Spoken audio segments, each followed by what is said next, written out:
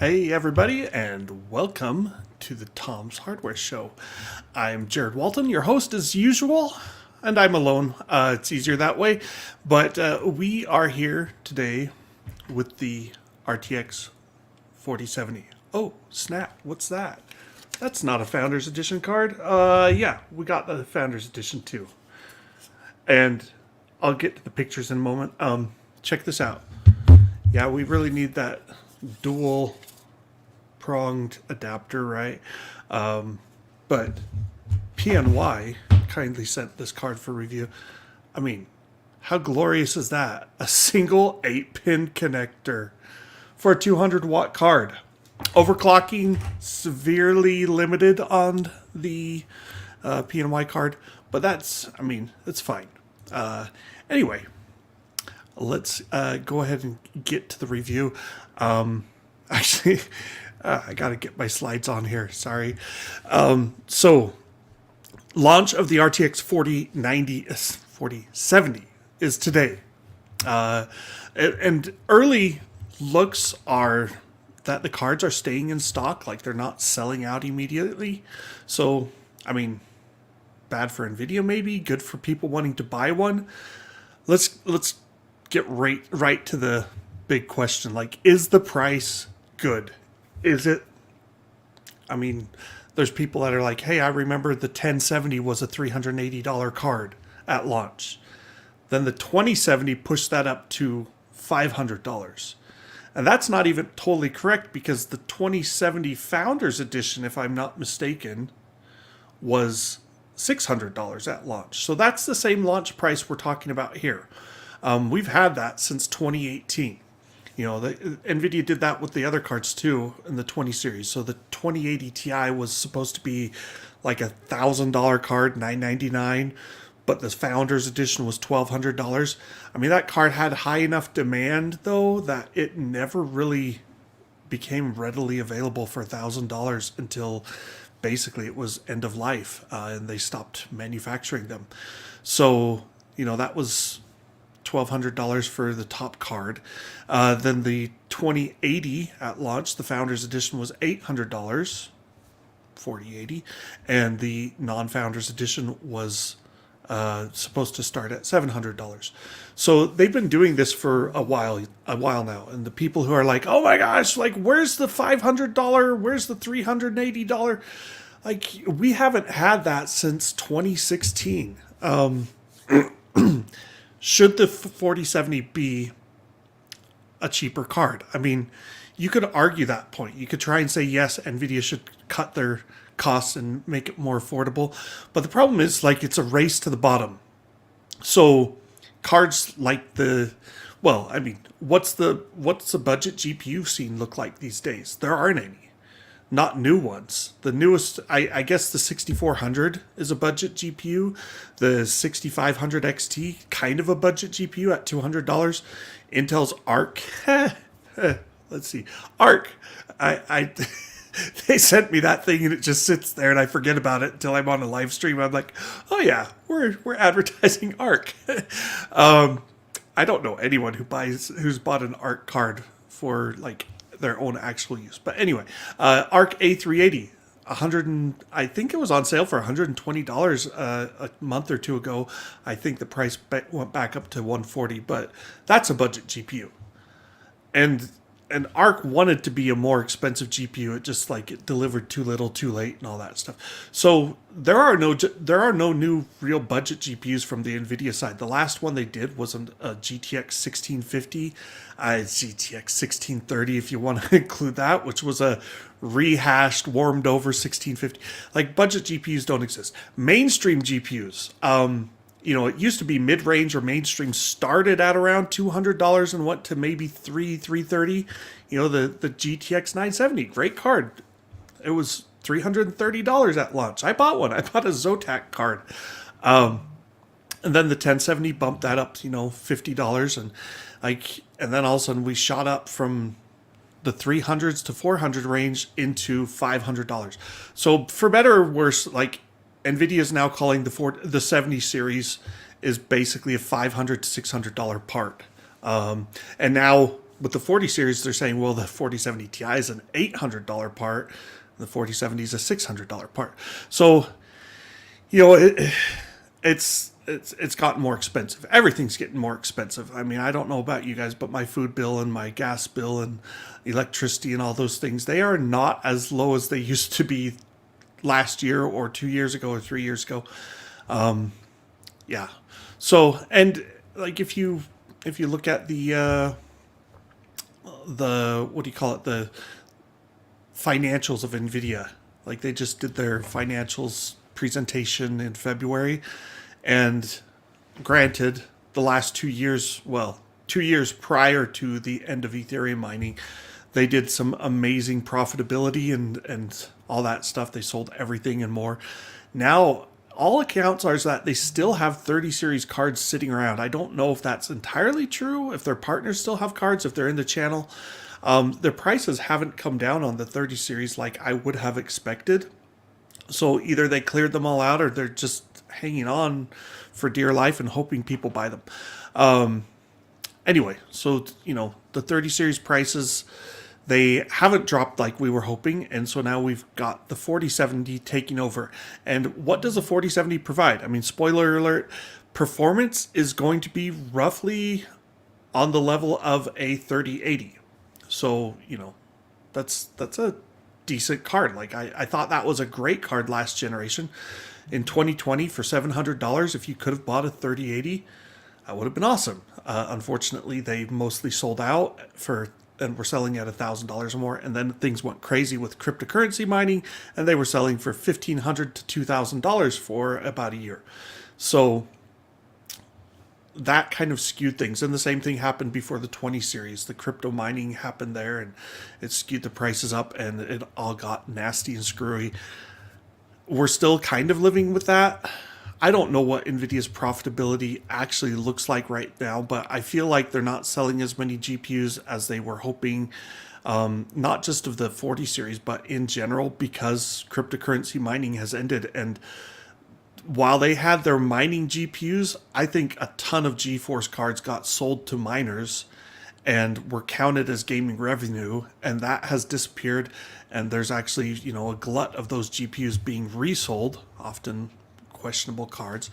And so it's creating problems, and I think they're just trying to buckle in and weather the storm. And I think AMD is doing the same thing. That's why we don't have a 7800 or a 7700 card yet.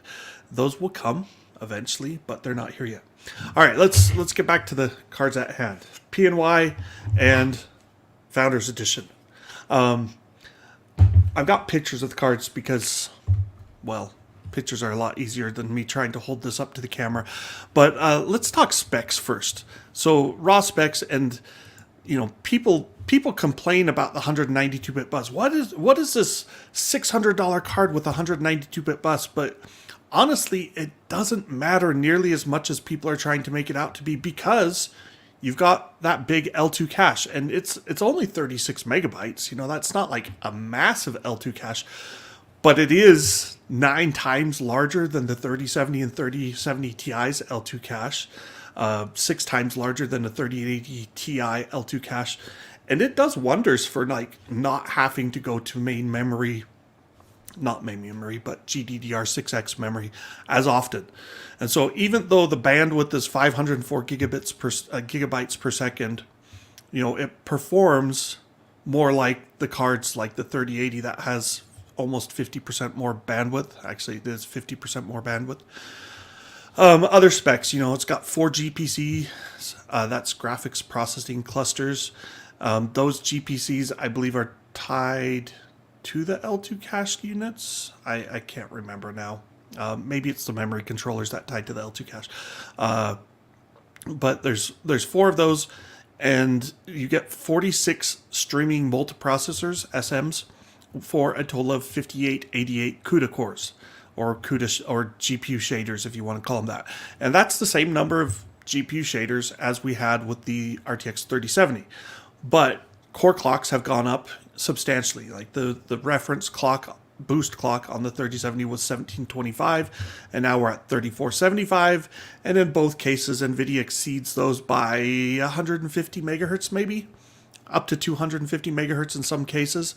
Yeah, I was seeing over 2.7 gigahertz at stock clocks on the 4070. So it depends on the game and such.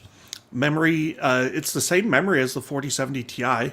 Like, I was kind of a little surprised, like, when I was looking at this coming down the road, the rumors and such 2-3 months ago, I felt like we would probably get a GDDR6 version.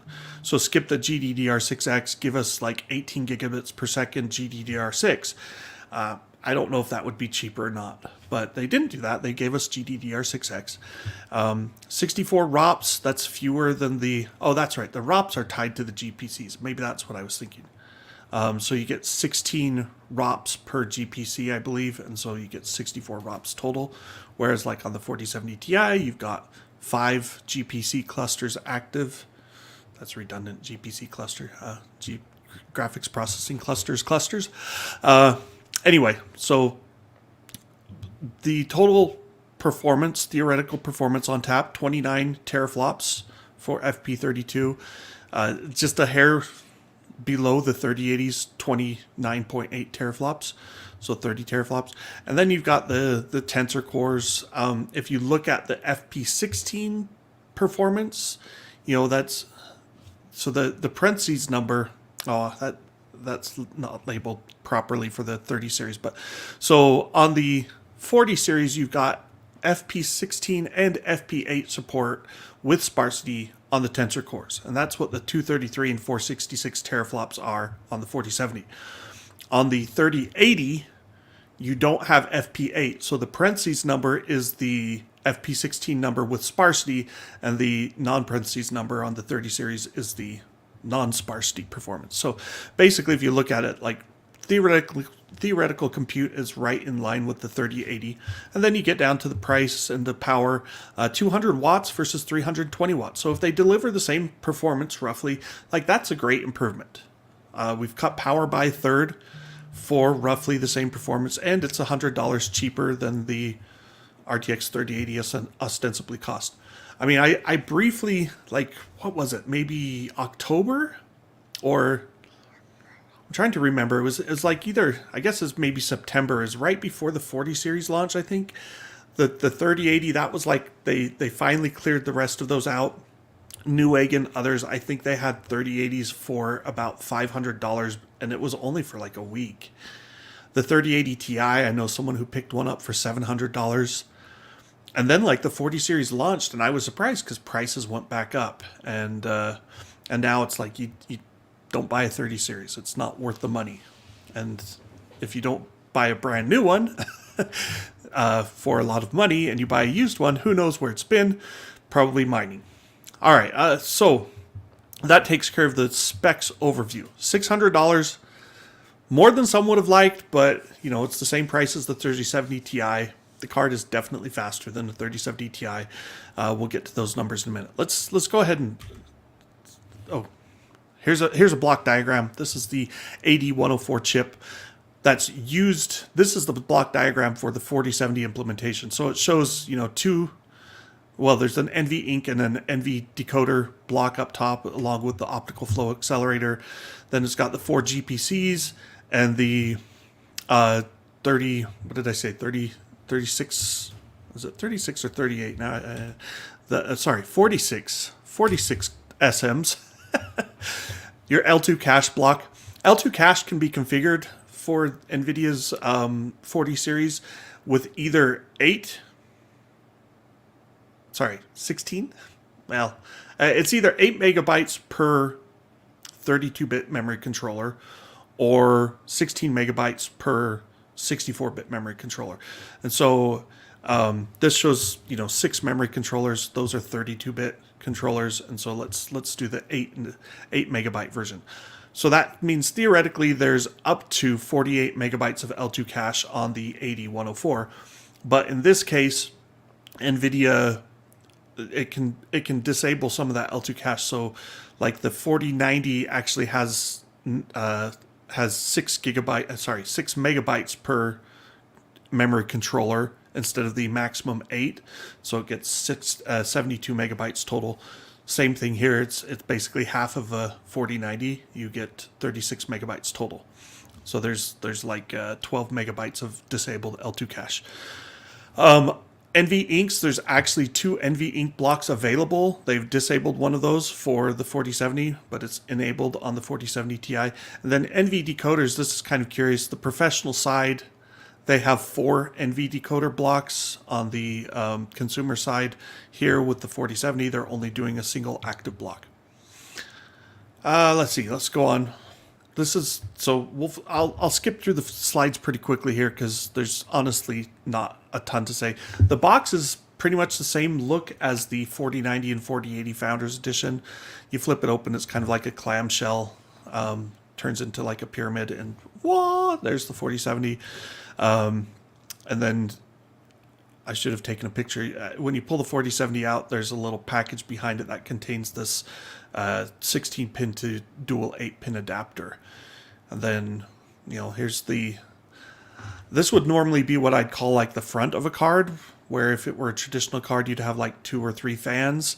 And in this case, it faces on most PCs, when you install it, it will face downward, whereas this side faces upward. And so if you've got a window and that card is slotted in, the RTX 4070 is right side up and legible to you. So that's why it's oriented that way. And let's see what else. There's your 16-pin power connector.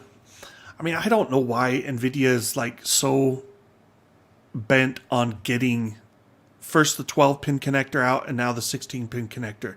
Because on a card like this, you know, I just don't see a purpose for having a 16-pin connector. Even if you have the ATX 3.0 power supply, I'm like, is that really necessary for a 200-watt card?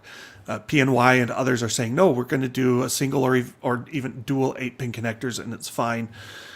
And the adapter that you get, you know, it's kind of messy. Like you have an extra cable that you have to stick into your case that's 6 inches long or whatever and plug in the connectors. So I don't love it. I don't hate it. 4090s had melting connectors. I still don't think that was entirely user error. I think there are some that just died. Connectivity for displays.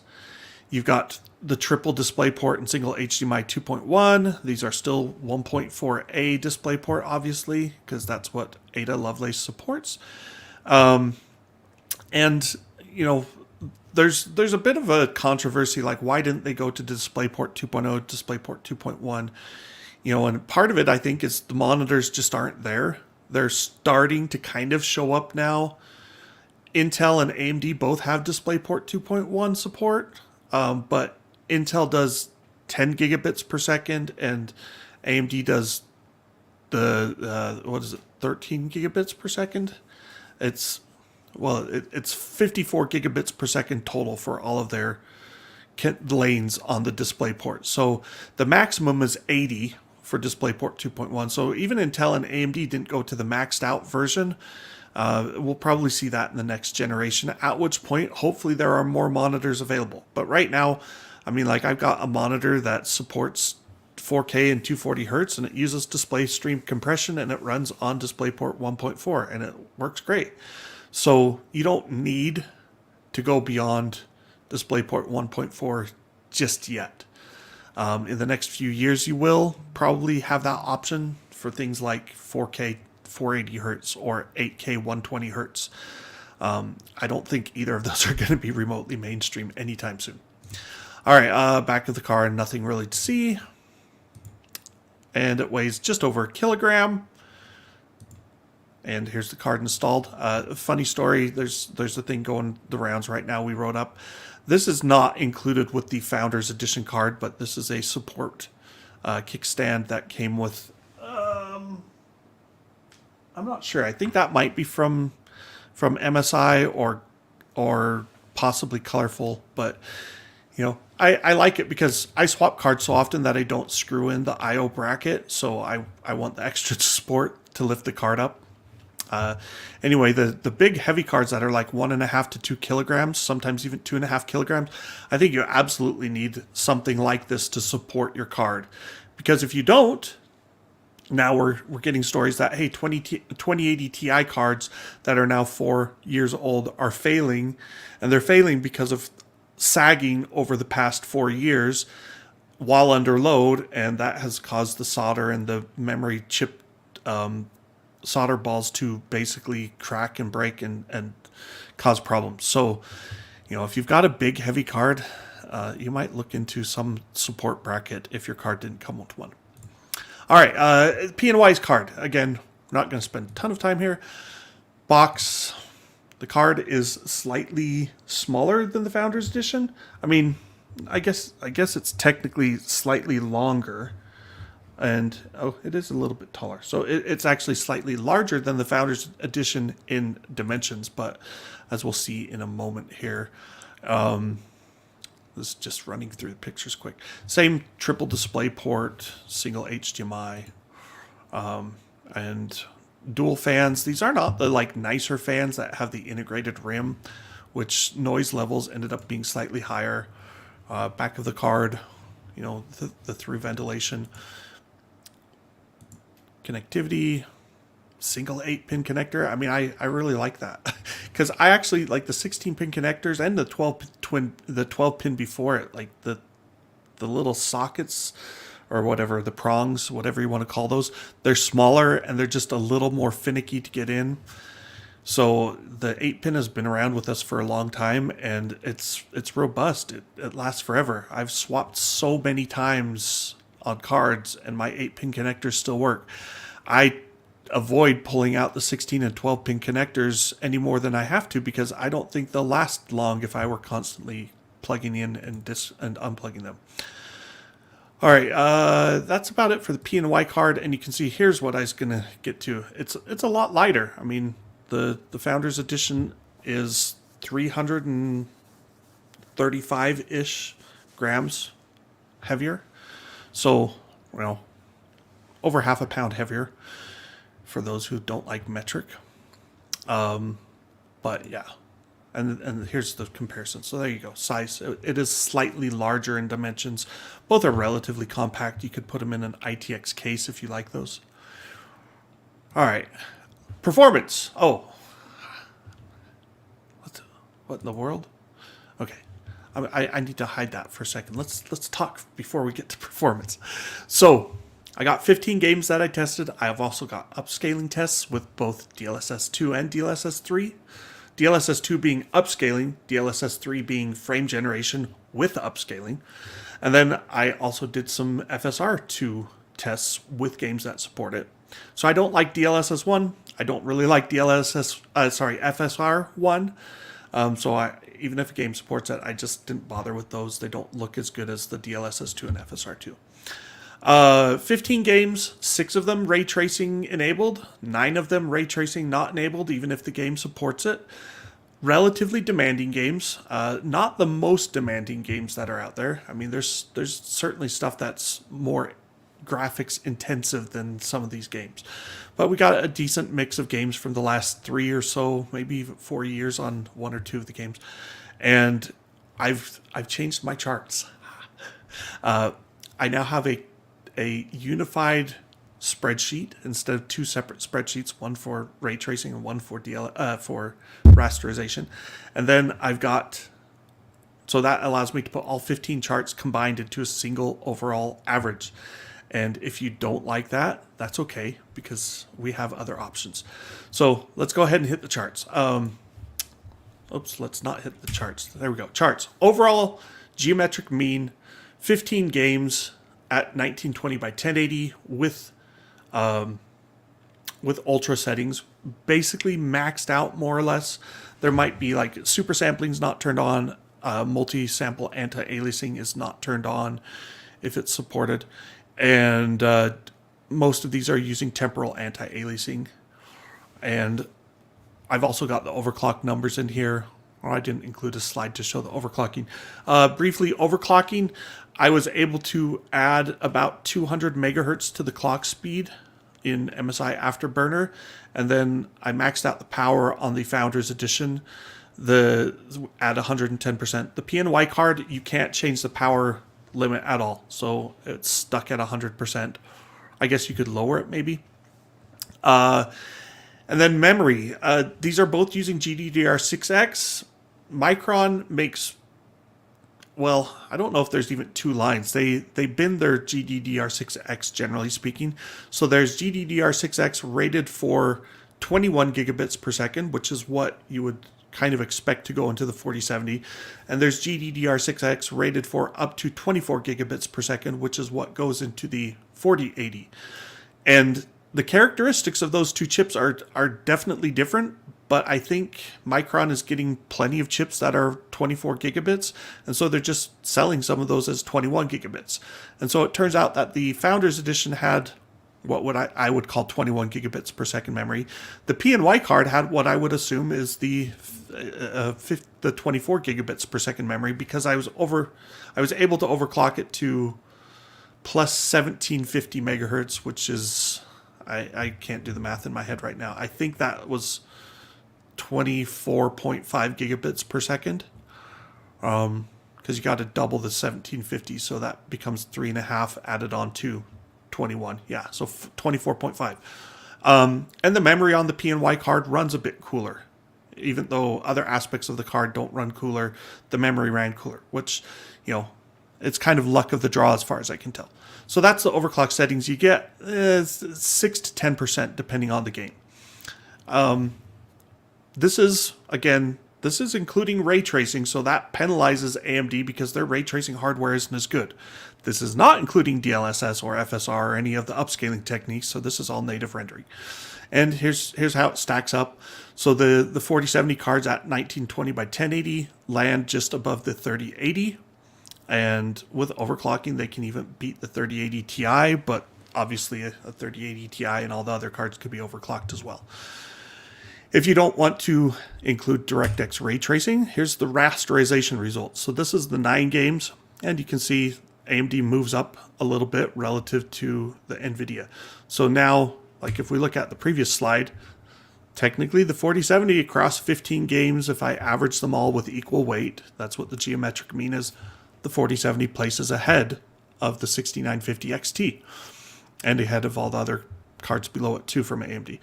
If we drop the ray tracing now, the 6900 XT is faster than the 4070, and the 4070 comes in just a fraction ahead of the 6800 XT.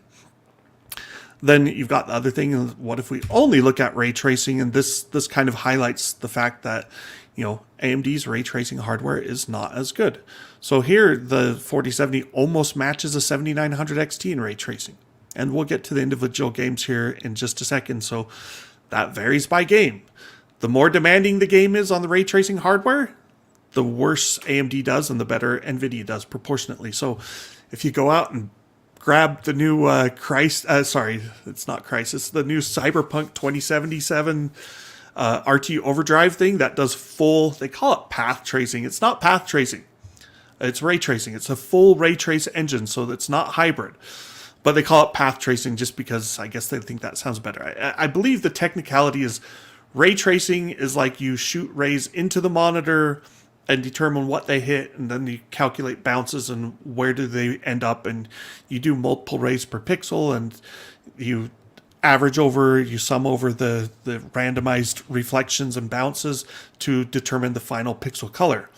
Path tracing, again, maybe I've got this wrong, but I believe path tracing simulates the light sources and basically shoots out random rays from all the light sources, and if they hit the screen or the viewport that represents the screen, then they influence that dot. And so that's why with path tracing you get a bunch of little speckles at the start, and then it fills in and becomes more clearer over time.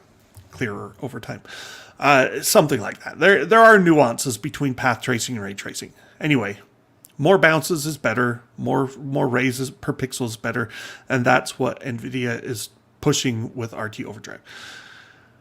All right. Yes, it's the new Crisis, as Ziv Zoolander points out. In terms of demanding, yeah, I actually ran it. I want to run some more tests, but I have an RX 6700 XT in my test PC. right now. I was going to rerun those benchmarks on my new test bed. I haven't done those yet.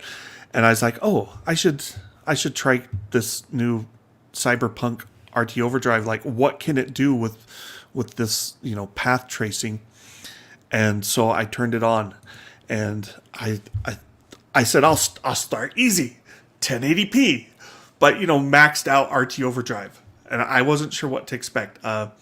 5 frames per second on the 6700 XT. I was like, okay, maybe not 1080p native. Let's try some FSR2 magic.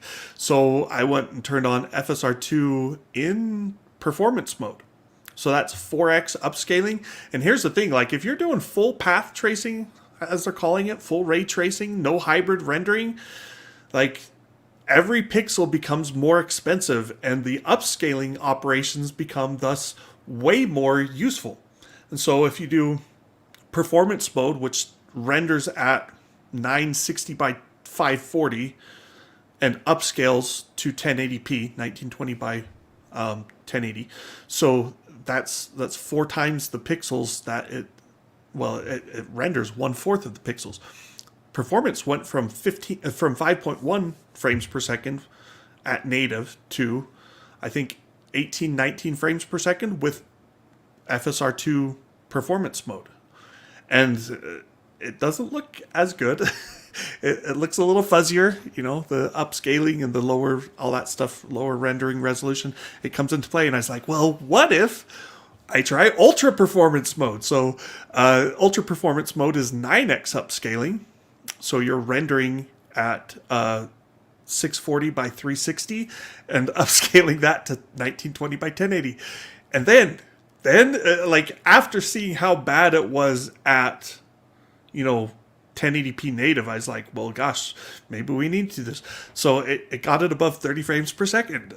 Definitely not like the best looking version, but the lighting effects are all there. I need to like look at it more and see like how much did this path tracing business actually do for the visuals.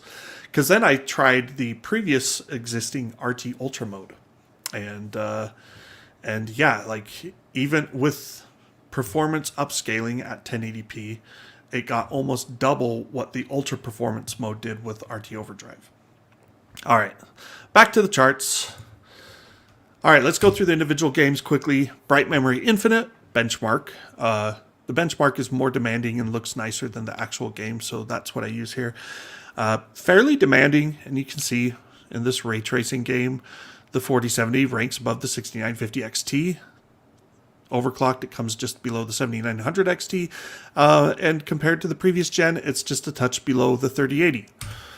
Borderlands 3, no special stuff here. This is a pure rasterization game. Also AMD promoted, and it does like AMD's hardware quite a lot.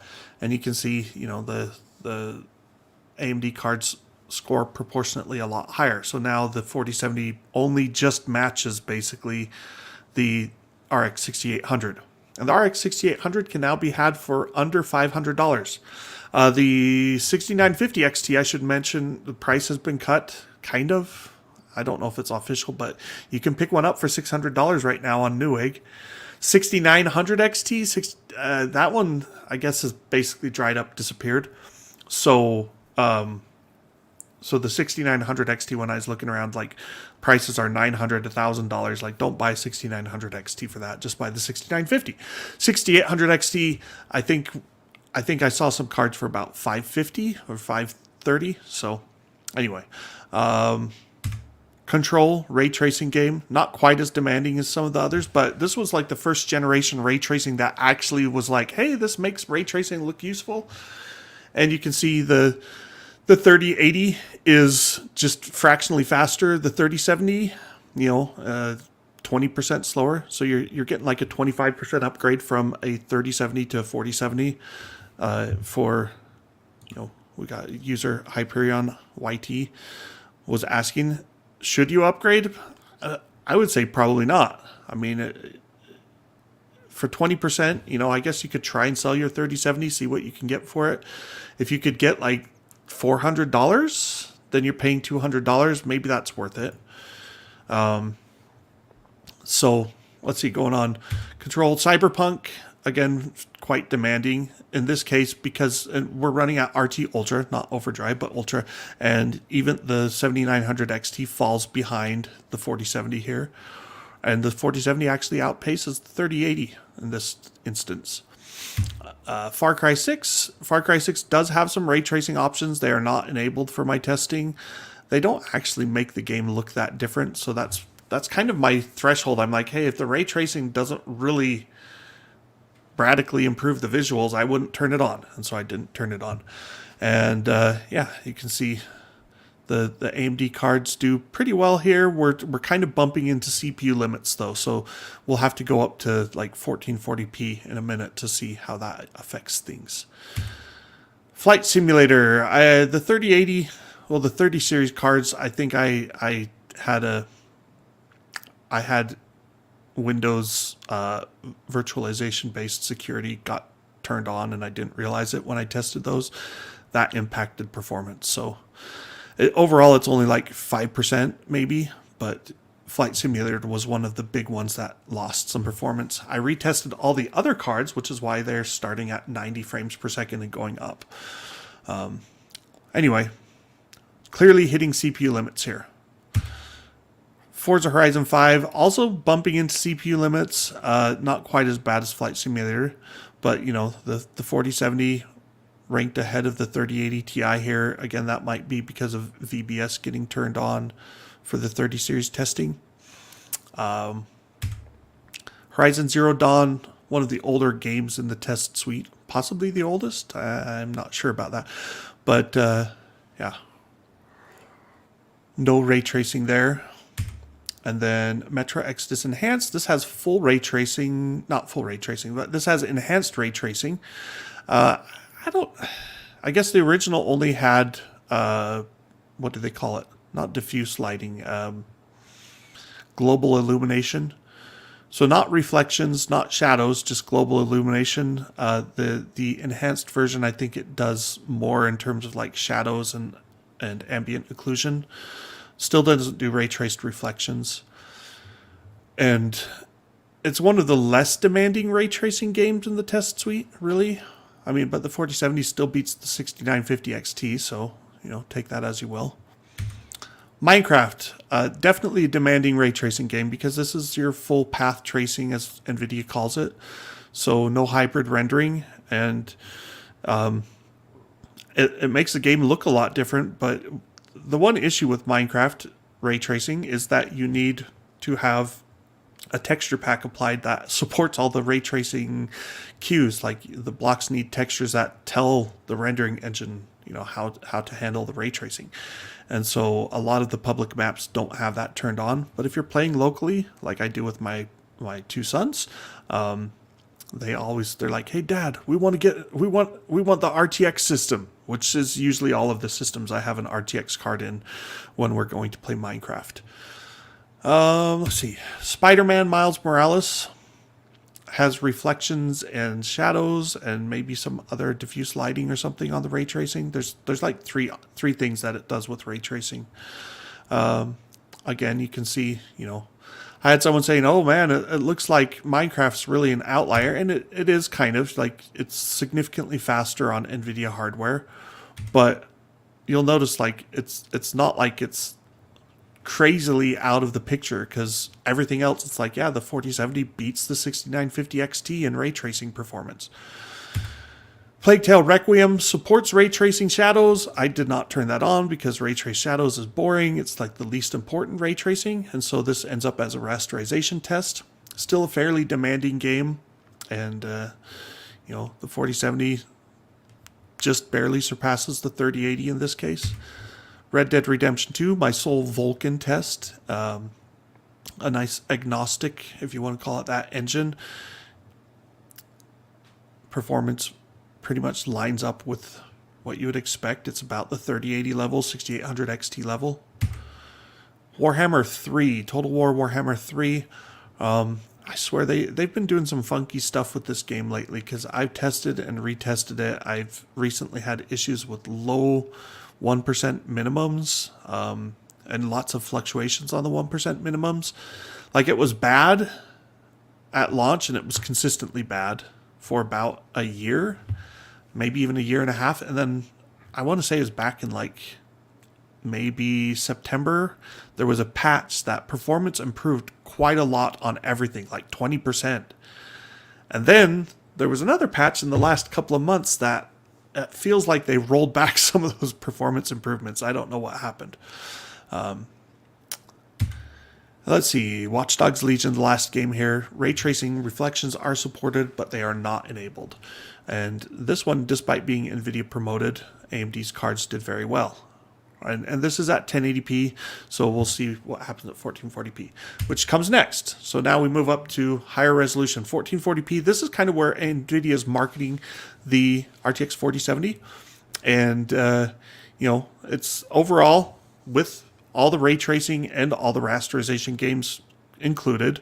And my ratio is, you know, there's 1.5 times as many rasterization games in my test suite. In the real world, there are a lot more rasterization games than ray tracing games. That is kind of starting to change if you're mostly playing mainstream AAA titles, but like there's tons of indie stuff that doesn't support ray tracing or doesn't use it. So keep that in mind, but this is a look at demanding games. And so if you're factoring in everything, you know, yeah, 1440p, it kind of ends up trading blows with the 6950 XT, which has a price cut now and costs about the same as the 4070. It also uses about 50%, maybe even 70% more power, depending on the card.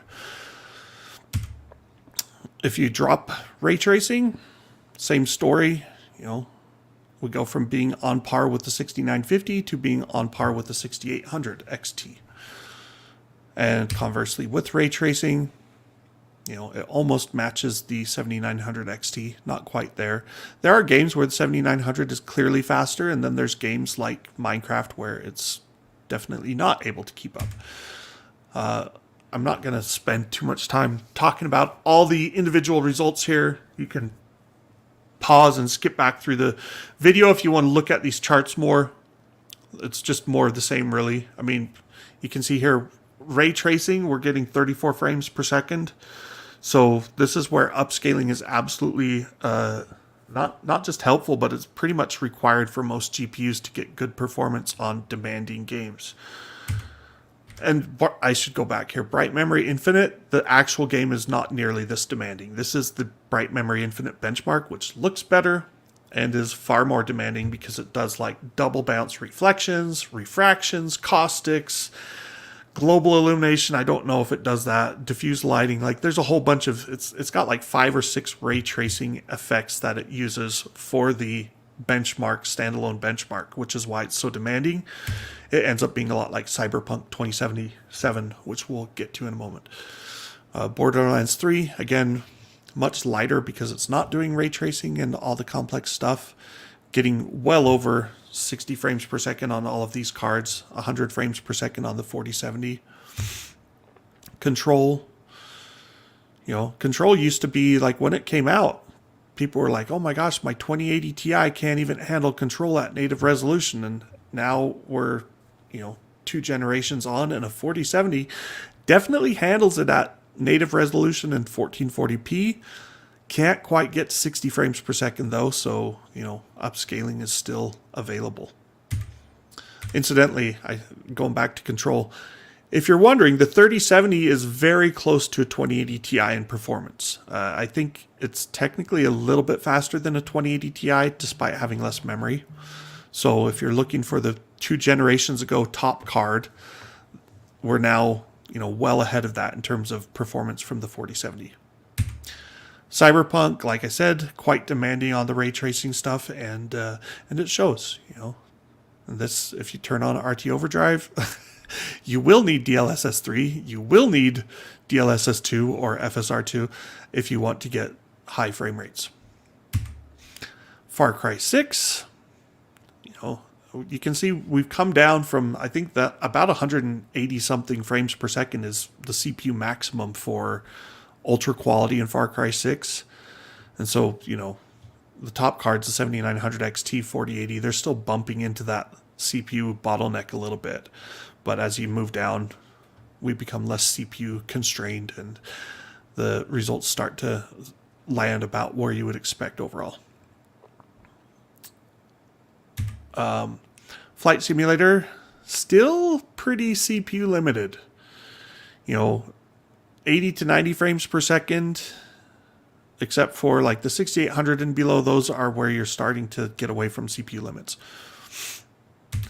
And then Forza Horizon 5, also still relatively CPU limited. If you looked at the 1080p results compared to 1440p, we're definitely not like able to stretch our legs and run the GPU at full tilt yet.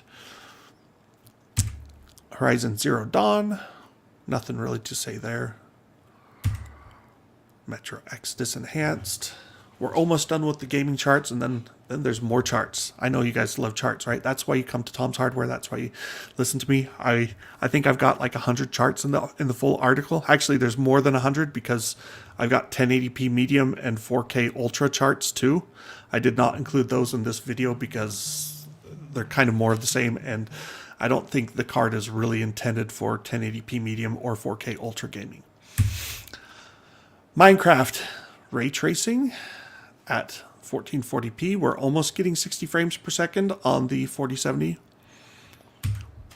Plague Tale Requiem, we are getting 60 frames per second, just barely. And this one does support DLSS 2 and 3, so we'll cover that in a moment. Miles Morales. Fairly, it runs quite well compared to some other games that have recently launched, so that was a nice port. Red Dead Redemption. We got, what, 2 more? And we got Total War Warhammer. And last but not least, we have Watch Dogs Legion, which still favors AMD cards. Go figure.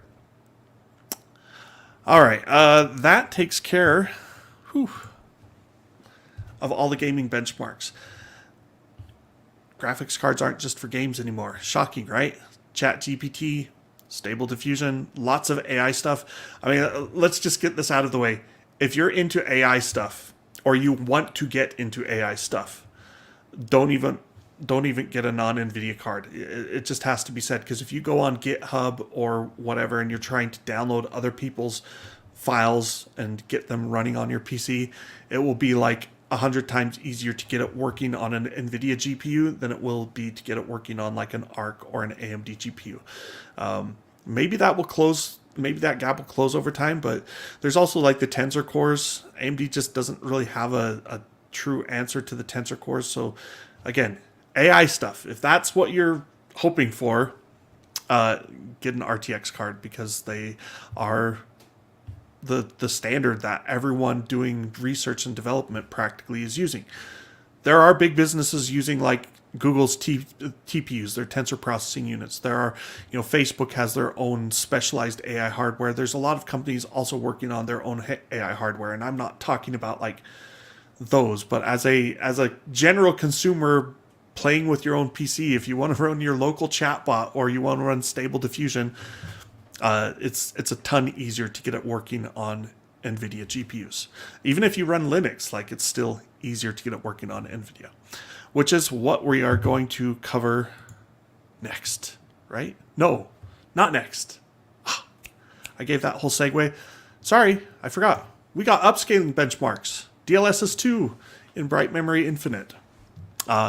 Almost doubles performance because it's very demanding and it's a ray tracing game. So, render 1/4 of the pixels. No, actually, this is quality mode, so it's only 2x upscaling. This is half the pixels, almost double the performance. Control, again, half the pixels, almost double the performance because of all that ray tracing. Cyberpunk, this one actually supports FSR 2, DLSS 2, and DLSS 3. So I tested DLSS 3 with upscaling, so that's not just frame generation, that's frame gen plus upscale. Still quality mode upscaling though. And you go from 39 to 104 frames per second. Nice, lovely boost. Looks amazing in a chart, right? You look at that chart and you go, oh my gosh, I gotta get frame generation because it's so helpful. It's, we'll do bigger me for a second. Let me just say this straight. DLSS 3 is not all it's cracked up to be. Like, it's not worse necessarily, but it's also not like this. Like this implies it's 50% faster, 50% better. And if you look at the DLSS2 and the FSR2 results, you're like, if you play the game, it feels over 50% faster with DLSS2 upscaling or FSR2 upscaling. You turn on frame generation and it looks smoother because there's, you render, interpolate, and you're doing that thing. They call it frame generation, AI frame generation, but it's kind of AI interpolation. The bottom line is that adds latency, and there's not extra user input for those generated frames. And so, like, the feel of the game when you're playing it, even though it says it's 50% faster, it feels like 10 to 20% faster to me. And I'm almost 50. Like, I am not like a hyped up on Red Bull or Amp energy drink teenager or 20-something playing Twitch games that would notice the latency even more. I'm an old dude, and I notice the latency. It's not unplayable. So, like, I was playing Hogwarts Legacy. I turned on DLSS 3. I turned on all the ray tracing effects. It's fine, but DLSS 2 upscaled versus DLSS 3, it feels more like a 10 to 20% performance increase with slightly more latency that you can also feel. And so it's not this panacea. And Nvidia's getting a lot of uptake for DLSS 3. They said it's being adopted like 7 times faster than former DLSS versions. And part of that's marketing, part of it's their push, part of it's maybe because game creators are like, yeah, that sounds cool, that sounds useful. All the tools are in place. It's not that hard to go from supporting DLSS 2 to supporting DLSS 3. The best part about DLSS 3 in my book is that it requires the game to support NVIDIA's Reflex API, which reduces latency a lot. And so I'm like, turn on DLSS 2, turn on Reflex, leave DLSS 3 off, because you've got to do that if you've got an RTX 30 series or 20 series, and it's a win. Like, I like that, but don't buy into the 50% faster with DLSS 3. The charts show it, but the actual user experience is not that much better. That's all I'm going to say. It's probably not all I'm going to say, but I just want to make that clear. FSR2, DLSS 2, similar performance. DLSS was just a little bit faster. Quality-wise, I'd still give DLSS a slight edge, but FSR obviously works with AMD and GTX and ARC GPUs as well. And I should go back here for a second. Cyberpunk also added XeSS support for Intel Arc, but I didn't test that because basically XeSS in non-Arc mode, meaning it's using your shaders to do the DP4A calculations rather than using the XMX cores on an Arc GPU. It's a different algorithm. It doesn't look as good as the XMX version. All right, Flight Simulator.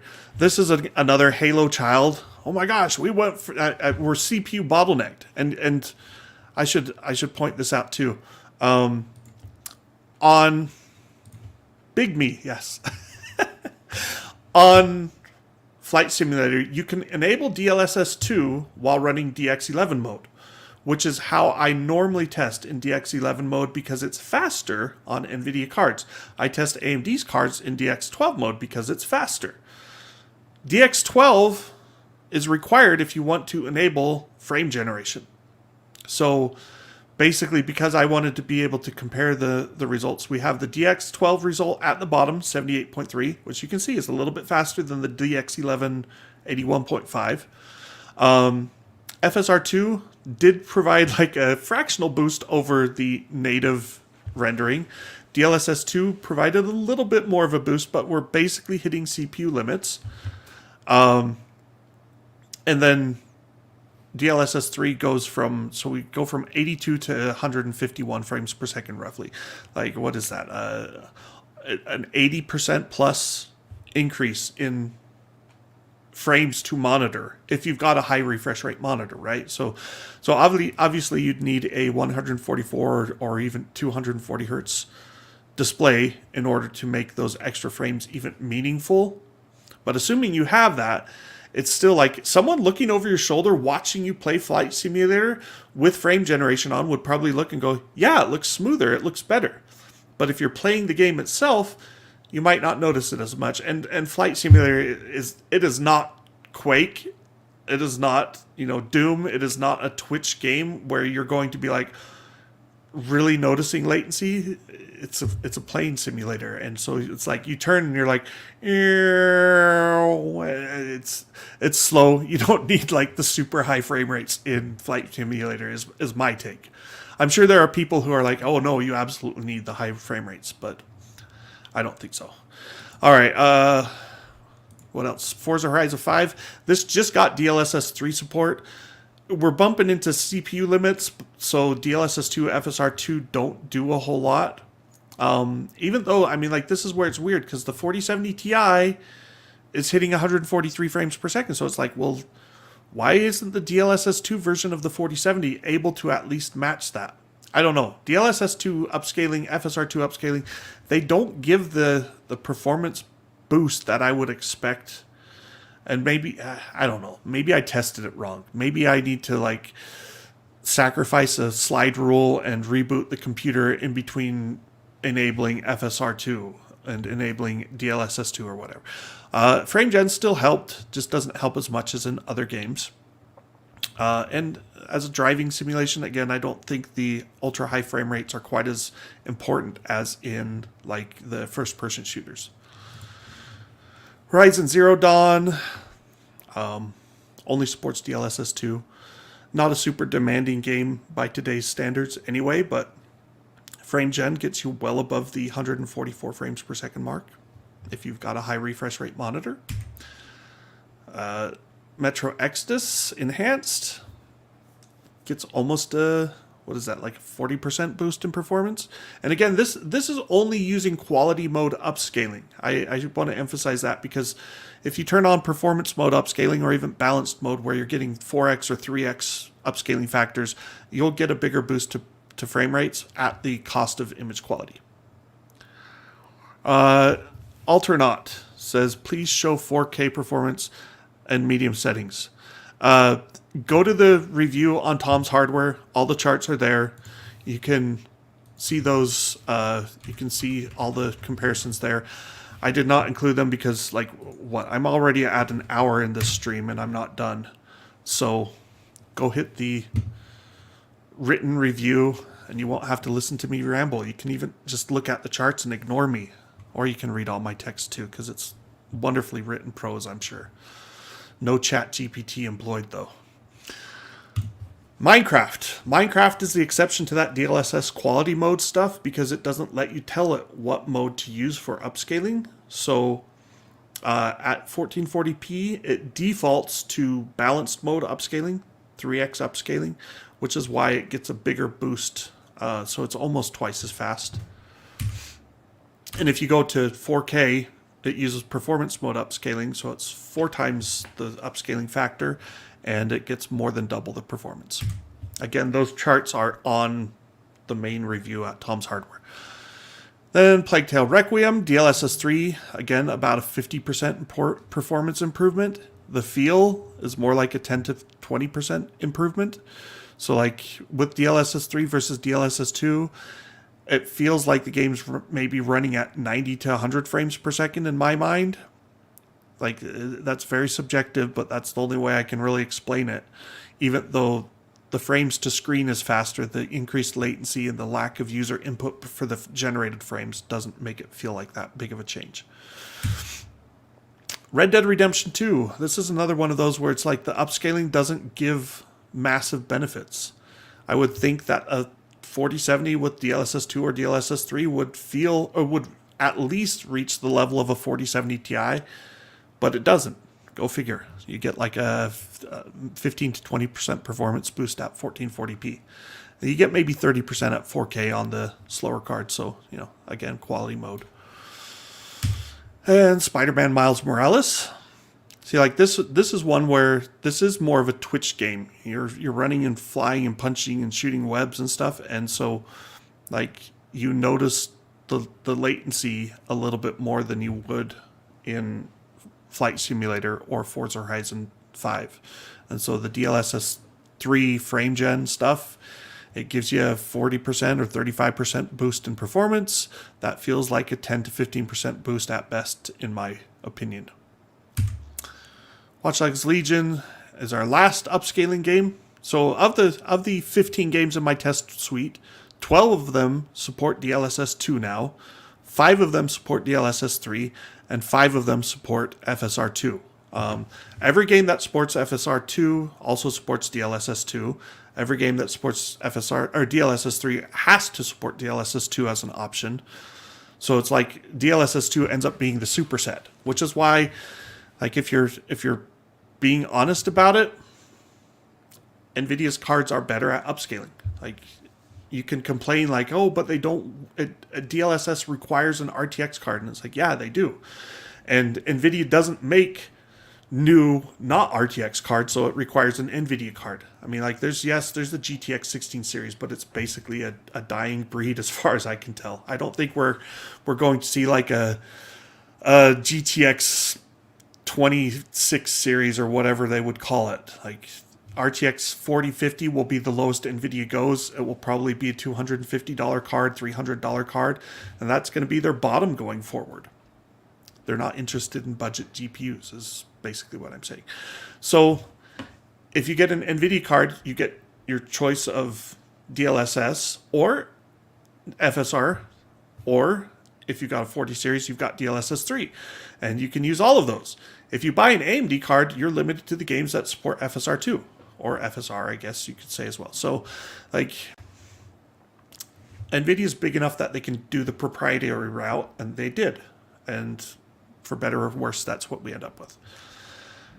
All right, more charts. Are you ready for the final charts? It's the final countdown. We've got professional and AI charts. That's all that's left. Stable diffusion. So I'm using Shark from Nod AI. I'm using their version for the AMD cards. It is tuned for 512 by 512 images. So I tested that here. For the Nvidia cards, I'm using automatic 111, what is that? 1111's version. And automatics allows you to do batches, a batch size of like 2 or 4. And so I did that because generating more stuff concurrently allows the tensor cores to flex their muscle. On the AMD cards, you can increase the batch size from 1 to 2 so that you're doing 2 images at a time. But it's not tuned then, at least when I tried it last.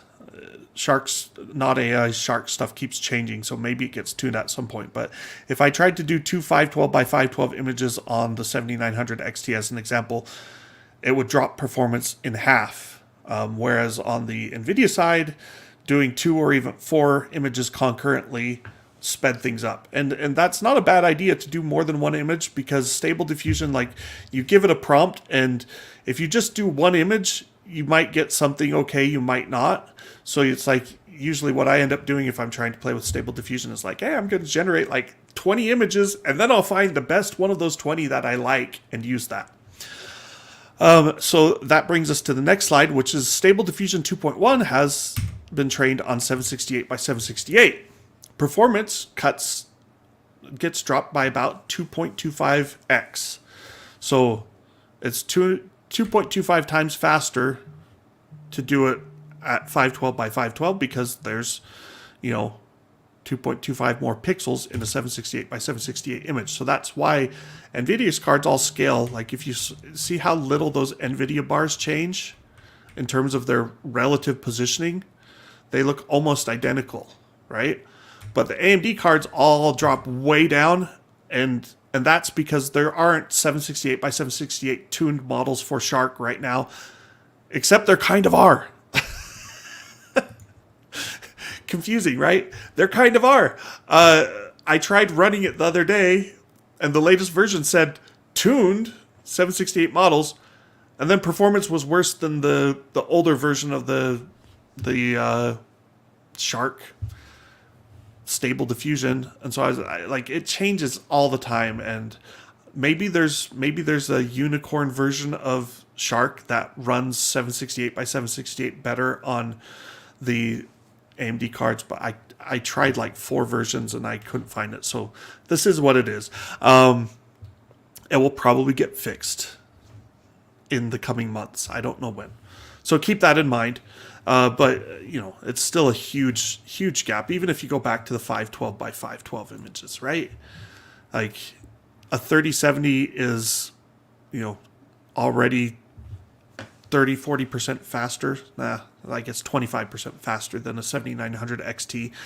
I think the slowest Nvidia card, the 3050, is faster than the 6950 XT. I think it came in at around like 8 or 9 images per minute.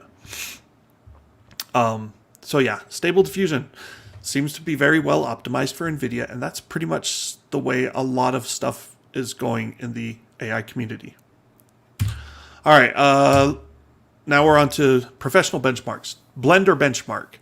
This is 3.5, and it's basically better optimized for Nvidia, but Nvidia's hardware for ray tracing is also faster, and the net result is that you get better performance on Nvidia.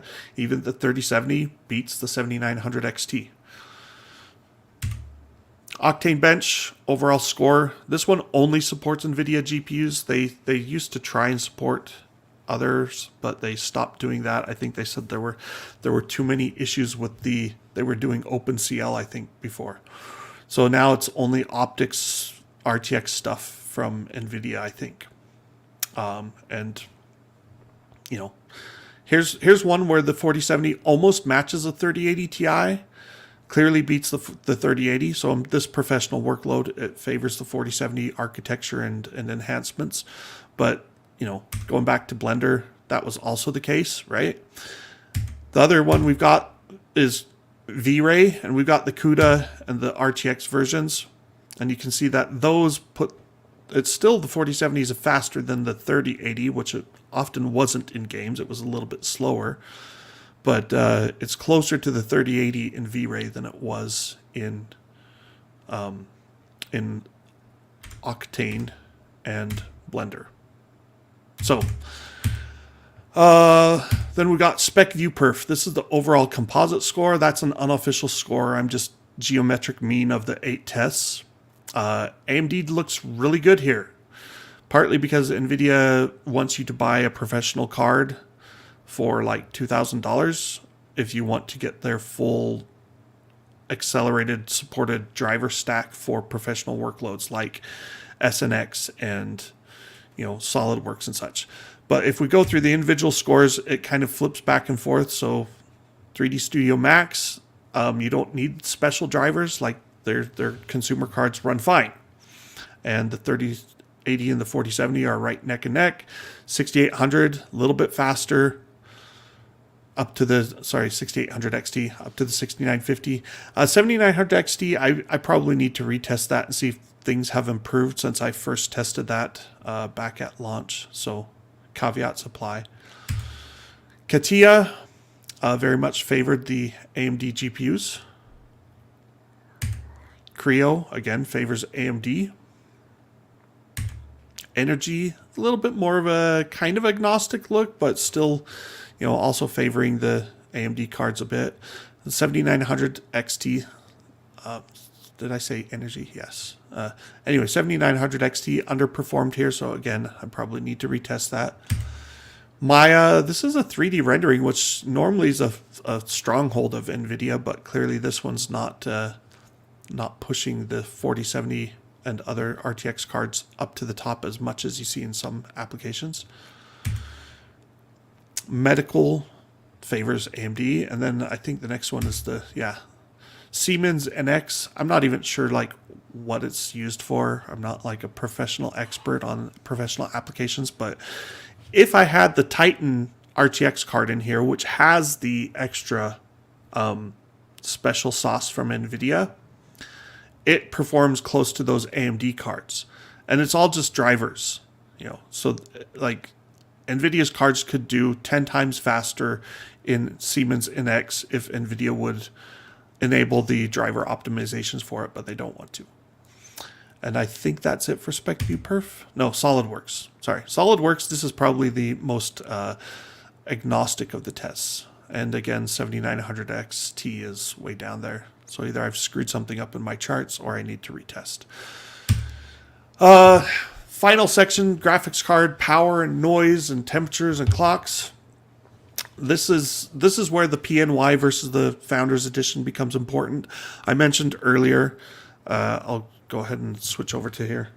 Like I mentioned earlier, like these fans are not the world's greatest fans. And it's a lighter card, so you know, less heat means probably less copper, less expensive materials. And so the net result is that PNY's card ends up having to run louder by 3 decibels in order to get similar performance. And you know, we see that in, well, I guess we'll go through these things. Power, you know, PNY is very conservative. Their card throttles down in Furmark, and so this is 15 watts less than Furmark. Clocks are a lot lower as well. We'll see in a moment. Furmark's not maybe the greatest indication of power. So stress test, you can see, you know, the PNY card clocked at 1800 for Furmark compared to 2350 on the Founders Edition. Temperatures, even though it was making more noise, the PNY card was also running hotter. So that clearly indicates that the cooler is not as good. And then what we've got, fan speeds. Fan speeds are pretty close to the same. I don't think that's noticeably different, but you know, part of the thing about the, I'll go back to my full screen view here so you can see me. Part of the thing that makes the Nvidia card look quieter on my noise benchmarks, I put the microphone really close to these in order to emphasize the card noise level. Well, what do you see on the Nvidia card? Oh, there's one fan. Oops. Got my hands messed up. So you got one fan on each side with Nvidia, whereas there's 2 fans on the same side with PNY. And that probably is partly why the noise level is higher. So Nvidia's like opposing sides of the card fans. It probably is another way to inflate their benchmark scores, if you want to call it that. Still, it's a quiet card. I'm not saying it's bad, but just keep that in mind. Let's go over to Metro Exodus. You know, we still got a 15 watt delta between the 2 cards. So, you know, there's no reason other than conservative stuff that the PNY card runs with less power, and also, as we'll see here, runs with slightly lower clocks. Temperatures still favor the Founders Edition, and fan speeds are basically the same. And let's see, is that it? I don't know. What else do I have to say there? I do have some final things to run through. So we'll go ahead and wrap things up. Yeah.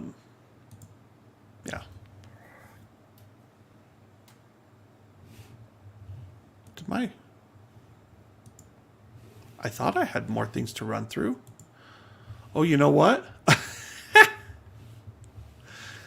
I guess that's it. I had some slides from Nvidia that I wanted to show, but that is slide number 100 from my Google Docs, and I think StreamView, that we use StreamYard for this live stream, cuts me off at 100 slides. I do have. Let me pull these out because I can share a screen and show them. I just wanted to cover. Bear with me for. Let's see, where did I put those? All right.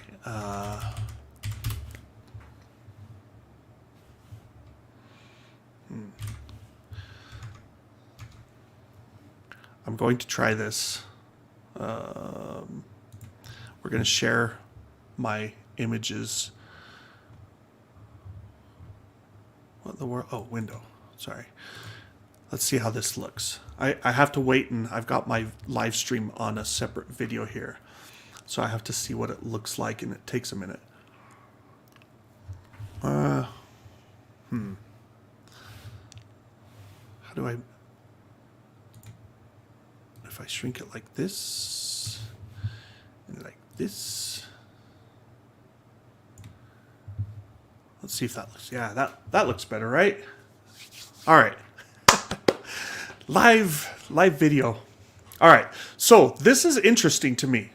Nvidia gets statistics through GeForce Experience that show what their users are doing in games. They're spying on you.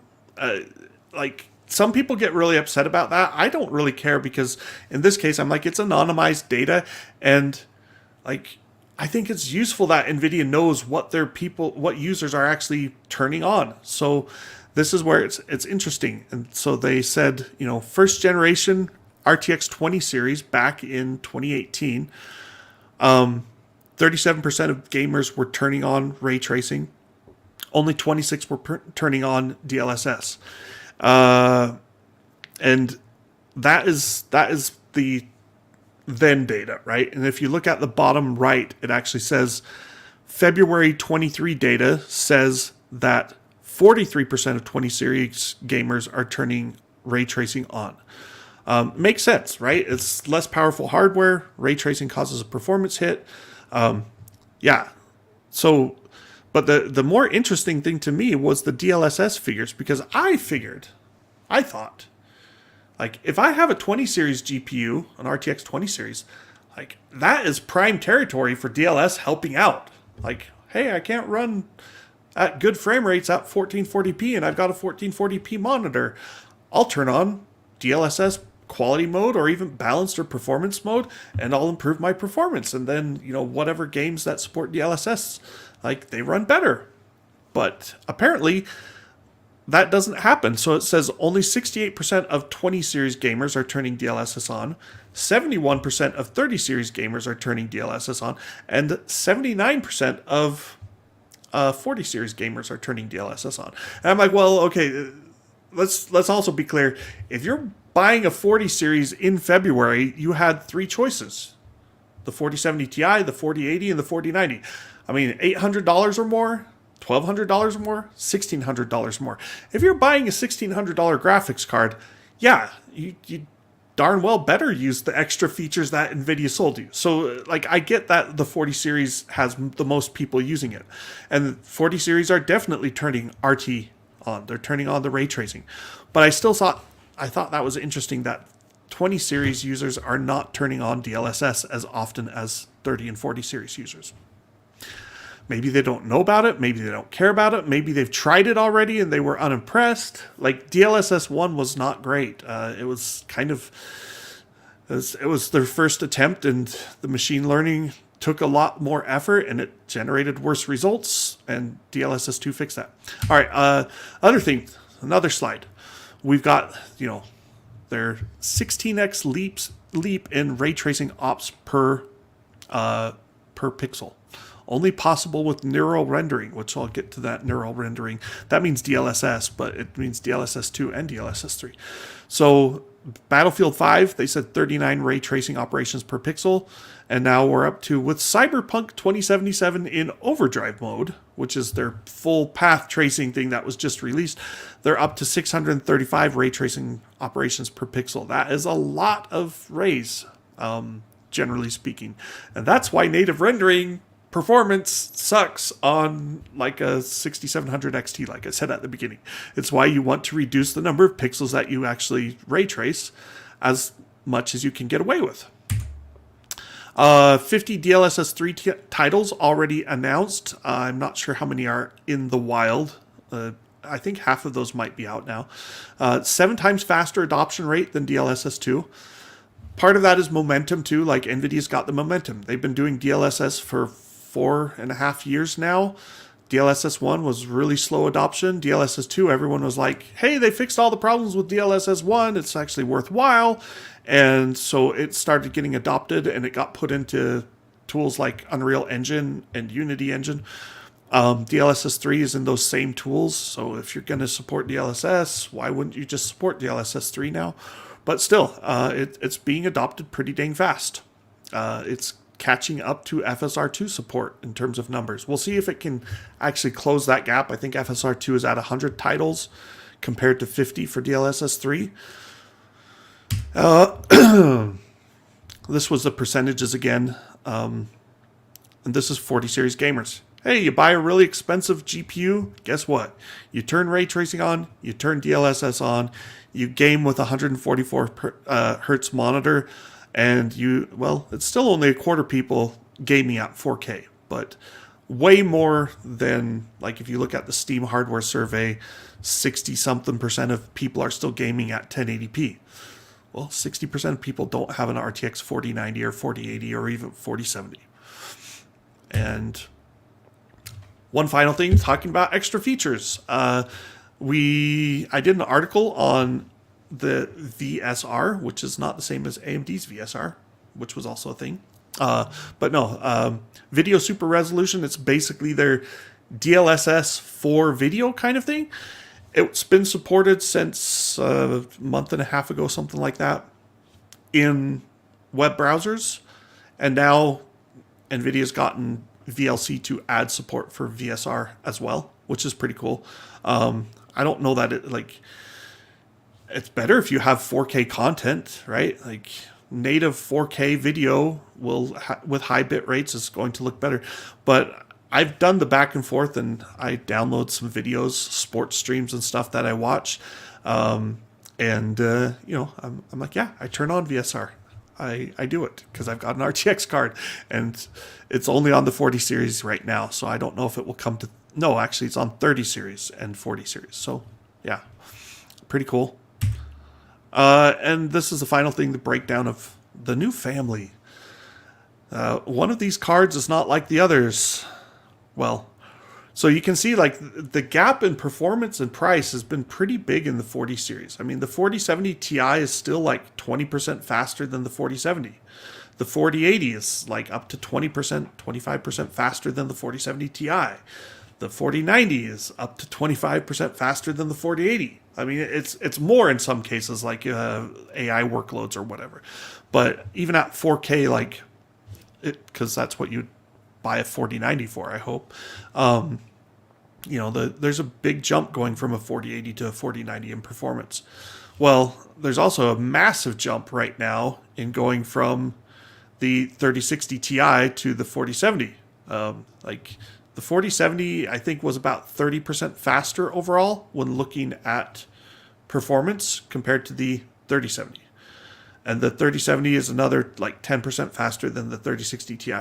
So we're looking at almost a 50% improvement in performance and a 50% improvement in, or not improvement, but a 50% increase in price. All right. And then, 3060, 3050, like those are on the way out. Like we all know it. We know that the RTX 4050 is going to come out. The RTX 4060 is going to come out. Will there be 4060 Ti or 4050 Ti? We don't know that yet. But yeah, so I think that's it. Okay, I'm going to close this. What will this do? Oh, good. Excellent. I haven't looked at the comments, guys. I've been talking a lot. It's been an hour and 20 minutes.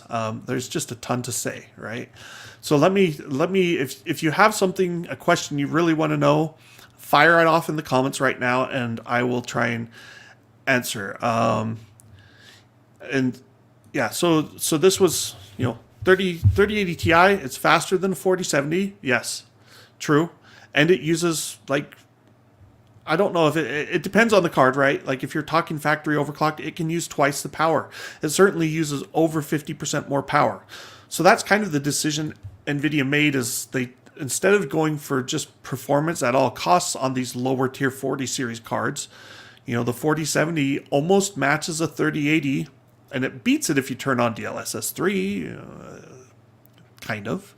Like I said, frame generation, not a panacea, not a universal win. It's better. I've got more text on the DLSS 3 stuff in the article that I wrote about the 4070. But yeah, they took the die shrink and they took the process technology shrink and they put it into reduced power. So 200 watts for a 4070 compared to 320, sometimes 350 watts for a 3080. I didn't include this either. Temperatures. we talked about GPU temperatures, right? But the GDDR6X memory, the first generation stuff that was used in the 30 series, ran quite hot. I mean, yes, if you were mining Ethereum, it ran really hot. Most cards would hit well over 100 C on the memory while mining Ethereum. A lot of cards, including the Founders Editions, would hit 110 C and start to throttle when mining Ethereum. And so you had to get better memory cooling on those cards.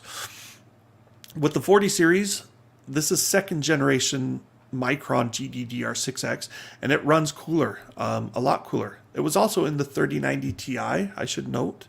So the 3090 Ti's GDDR6X was better. But I think the 3090 Ti's memory is kind of the same as the 21 gigabits per second stuff that's in a lot of the RTX 40 series cards. The 24 gigabits per second stuff, like, it usually runs at 60 C under load, even if you're mining Ethereum or similar cryptocurrency workloads that are memory heavy, memory hard. The new GDDR6X often runs at like 70 C instead of 110 C. So that's kind of cool. Let's see. I'm scrolling down through my questions. All right, I'm at the bottom. I'm just going to skip straight to the bottom here. We talked. I didn't talk about available. Will Nvidia send enough Founders Editions cards to Best Buy? We'll have to wait and see. I mean, this is the question everyone's asking. Like, what will supply look like? If you go to Newegg right now, which I will do live while I'm talking to you, and you look at their 40 series card, I know a bunch were in stock today. I don't know if they're still in stock. Let's see what it says. MSI Ventus, Zotac Gaming, Gigabyte WindForce, Asus Dual. Those are all in stock and available to add to cart at Newegg right now, and those are $5.99 cards. So those are not the factory overclocked cards. In terms of overclocked cards, you know, the most expensive card at Newegg is $700. So you're paying an extra $100. That's the there's an is there no Strix? I guess there's no Asus Strix. There's an Asus TUF Gaming OC for $680. There's a Gigabyte Aorus. Sorry. Is that a Master? I think it's called the Master. Or it's just called the Aorus. Anyway, that one's $700. The PNY card that I reviewed shows is out of stock. Interesting. Like the not overclocked Verto. I'm kind of surprised. Like, it's not a bad card, but I don't love it. The reason to get the PNY card is right there. Right there. Like, that's why you buy the PNY card. Because you're like, you know what? Screw you, Nvidia, and your stupid 16-pin adapters. I just want an 8-pin because that's what my power supply supports. So cards are available at Newegg right now. Are they available at Best Buy? I don't know. And the Founders Edition, I do like the Founders Edition. Like, actually, I kind of dig the aesthetic. And I liked the 3080 when it came out, the aesthetic. I was like, oh, that looks cool. And it looks different than the 20 series that went before it. And then over time with testing, I was like, man, these cards get hot. This card does not get hot. I mean, like, this surface can get warm to the touch, but it wasn't frying an egg hot probably on the 3080, at least not unless you were mining cryptocurrency. But like, if I ran a bunch of game benchmarks, shut off the PC and grabbed the card to pull it out and swap it, which I did on occasion, and I forgot, I'd grab the card and I'd be like, ow, that's like 80 degrees Celsius.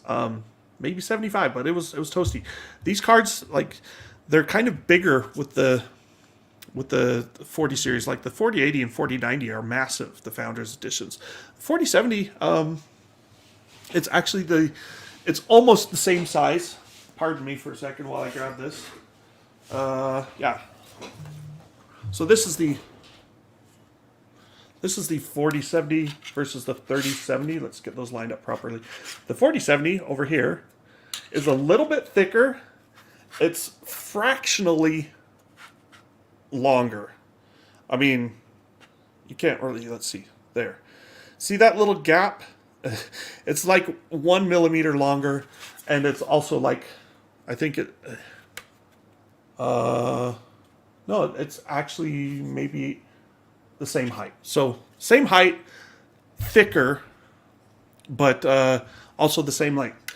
But it has the industrial design, the look of the 3080 and the 4080 and stuff, where you get this nice big plate that says 4070. I will turn it this way so that you can see my fingerprints and stuff. Whereas the 3070 I thought was always stupid, that they had this big blank area and they didn't put a big 3070 logo on there. I don't know why. So I like this design more than this design, even though, like, I don't know, is dual fans on the same side better? I don't think so. So they kind of fixed a few things with the industrial design. Best Buy will be the presumably exclusive reseller for Founders Edition cards. It's also interesting, that they did the 4070 Founders Edition. They did not do the 4070 Ti Founders Edition. They said they weren't going to do a 4080 12 gigabyte Founders Edition when they first talked about that, and then they canceled the 4070 4080 12 gigabyte and turned it into the 4070 Ti and dropped the price $100. But they never did a Founders Edition, so it's weird that we have this gap where it's like 4080, 4090, 4070 Founders Editions. Maybe we'll have a 4060 Founders Edition, but not a 4060 Ti Founders Edition. Maybe that's the new thing. Are they titanium cards? Or something else. Anyway, maybe the TI versions won't get Founders Editions in the 40 series. If so, I would bet that's an AIB ask. I would bet that's like their partners saying, hey, stop competing against us on every card. Because, and I've seen a lot of people say this, I said it too, like if you have the 4090 Founders Edition, 4080 Founders Edition priced at MSRP, it's, in a lot of cases, they're better than the AIB cards. They're certainly equivalent. No, I would say equal, not equivalent. They're equal to the AIB cards that are factory overclocked. Yes, there's like the super overclocked ASUS Strix cards that are faster by 5% or whatever. But in general, the Founders Editions are good cards.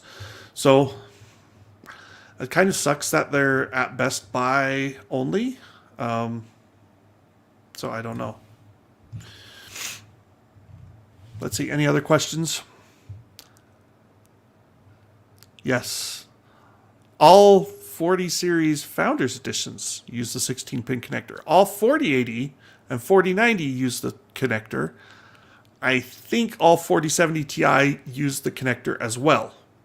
But the 4070, Nvidia has said that the AIB partners can opt to use 8-pin connectors if they want. I don't know how that worked. Like, I'm surprised no AIBs did like a dual 8-pin connector for a 4070 Ti, because it's also like that's what the adapter was. So I don't know.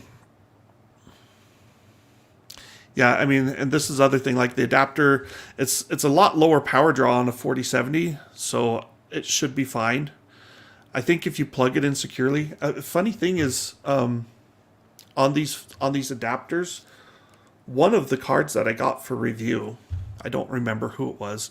I'll pull it out here. I say I don't do this usually. This little clip here, it latches onto a little piece inside of the plug, and that little protrusion in the card, brand new, is broken off or missing or whatever. So it's funny because I'm like going, oh, that's good. No melting connector problems there. So because I'm very careful to like push in all the way and listen for the click, and then I kind of wiggle it and I'm like, can I get it out? And I'm like, no, it's fully secured. And on that card I did that and it came out. I'm like, whoa, that wasn't secure. So I tried it again and I tried it again. I'm like, oh great, lovely 16-pin adapter. Thumbs down, Nvidia. I think the 16-pin was probably a required move for the 450 watt card, maybe. But on these 300 watt and 200 watt cards, it's just kind of stupid. Which card would I buy right now? Euro prices. Only esports titles. Well, you didn't say which esports titles, but like esports titles right there, I'm like, well, what do you have right now, and do you really need to upgrade? Because like if you're playing CSGO, you can run that on a 2080 or 2060 even and still get hundreds of frames per second. I guess if you're shooting for 480 hertz on a 480 hertz display, maybe you need something faster, but even a 3070 would likely get there. So it depends on what esports you play. You know, CSGO is getting reflex or got reflex. CSGO 2 is coming, but it won't be super demanding, is the understanding. It will be free as well, but, you know, I think if you're playing esports, you don't need like the 4070 even, generally speaking. So, oh, you said you've got a 1070. So, I guess if the 1070 is not getting it done for you, then how much are you willing to spend? I would honestly like $700 for a 4070 or $600 for a 6800 XT. I'd personally go with the 4070 because it uses less power and it supports DLSS and it's got better ray tracing even if you're not using it, and it's got Nvidia's reflex, which is way more supported than AMD's anti-lag. So that would be my take. Or you could get a 6950 for the same price. I don't know what European prices will be that. Let's see. Any others?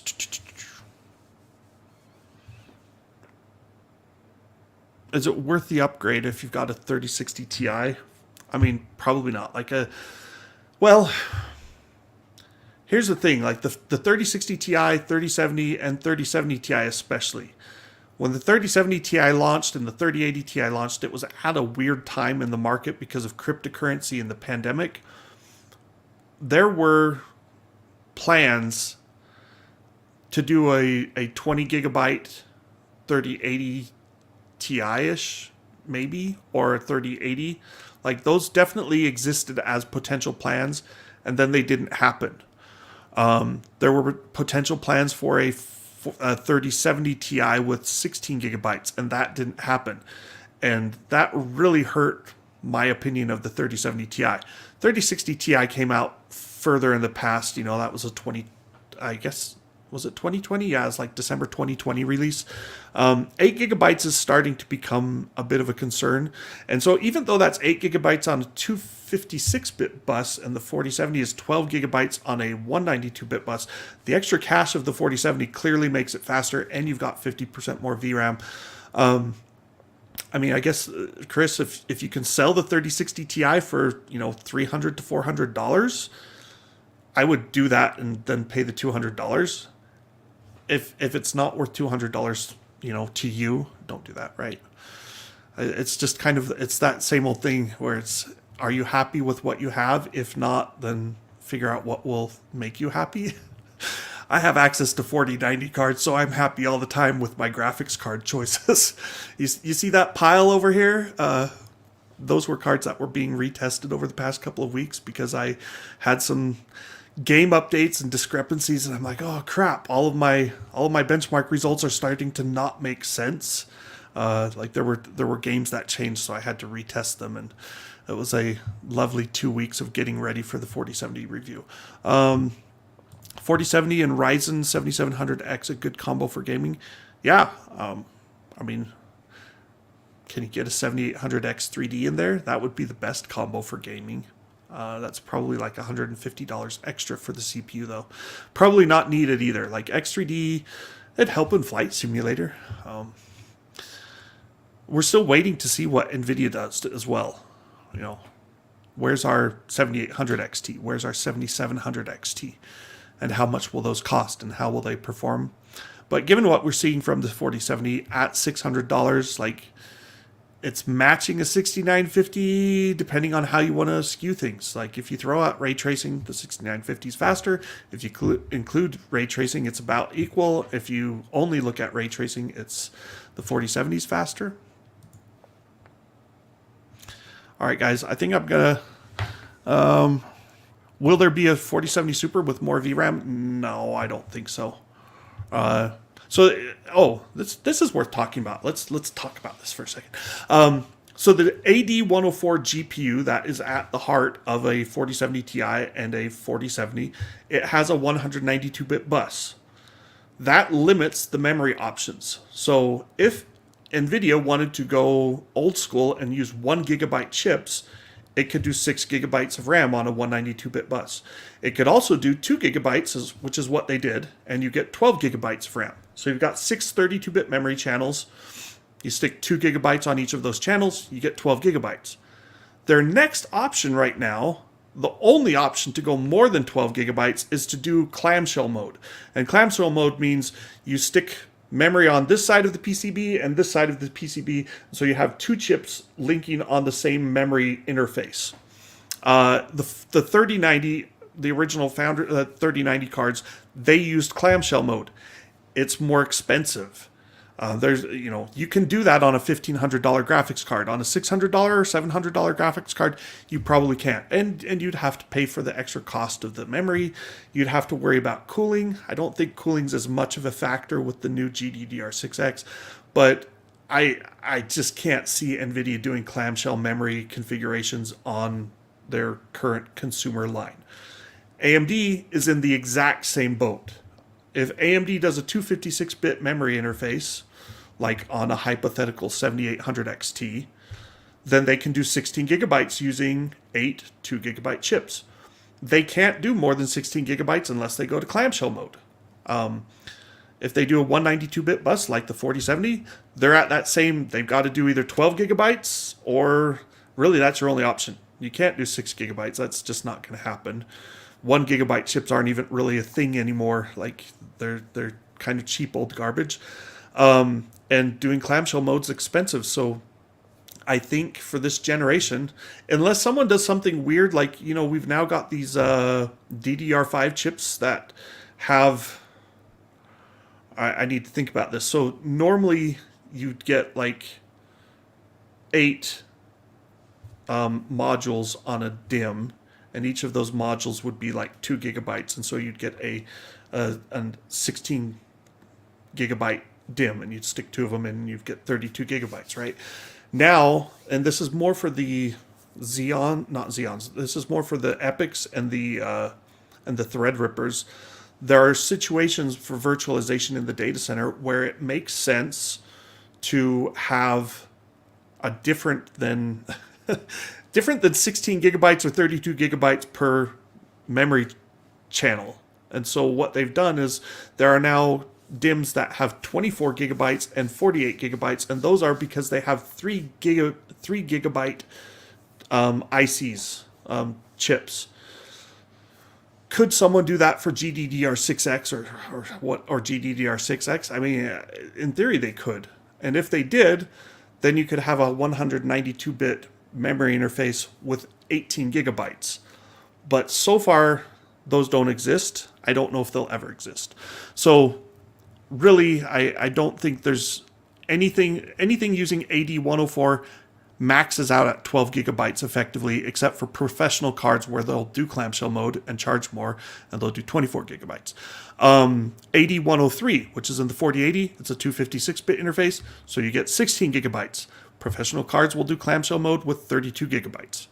And then the AD102, that's in the 4090, it's a 384-bit interface, 24 gigabytes. Professional cards like the RTX 6000 Ada generation, that costs, what do those cost? They're like $15,000, or maybe they're only $10,000, but those have 48 gigabytes. So that's the memory story. Yeah. Resident Evil 4 remake. That's a Capcom problem. Like, honestly, bigger textures aren't always that much of a necessity or even benefit, and there's been a lot of stuff where they've just kind of jumped the shark, in my opinion, and they've put in too big of textures without a good reason behind it. This is my concern. The AD105, 106, I think AD106 is used in the laptop 4060. and it maxes out at 128-bit interface, which means 8 gigabytes of RAM, unless they did clamshell mode on a ostensibly mainstream budget GPU and did 16 gigabytes, which I can't see them doing. Maybe they'll do an asymmetric mode and do like some 4 gigabytes and some 2 gigabytes on the channel like that. They used to do that back in like the 700 series days.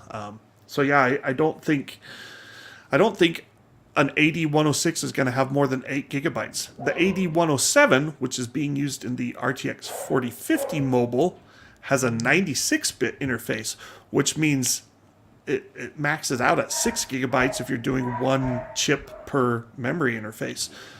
They could do 12 gigabytes via clamshell mode. That wouldn't make sense on a budget card. So yeah, like 4050 with 6 gigabytes is definitely a possibility, and it doesn't seem like a good thing to me. Will a 4050 with 6 gigabytes be better than a 3050 with 8 gigabytes? Maybe.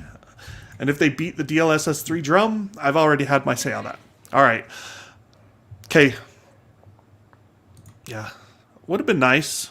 Would have been nice. I think we'll probably get like an AD103, so 256-bit interface that's less than a 4080 with 16 gigabytes at some point. Will they call it a 4070 Super?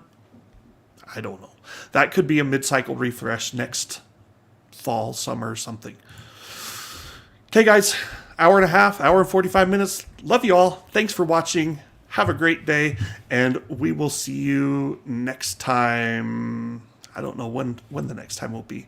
I've been a little bit more sporadic with the shows of late because I've been crazy busy. But yeah, thanks for watching.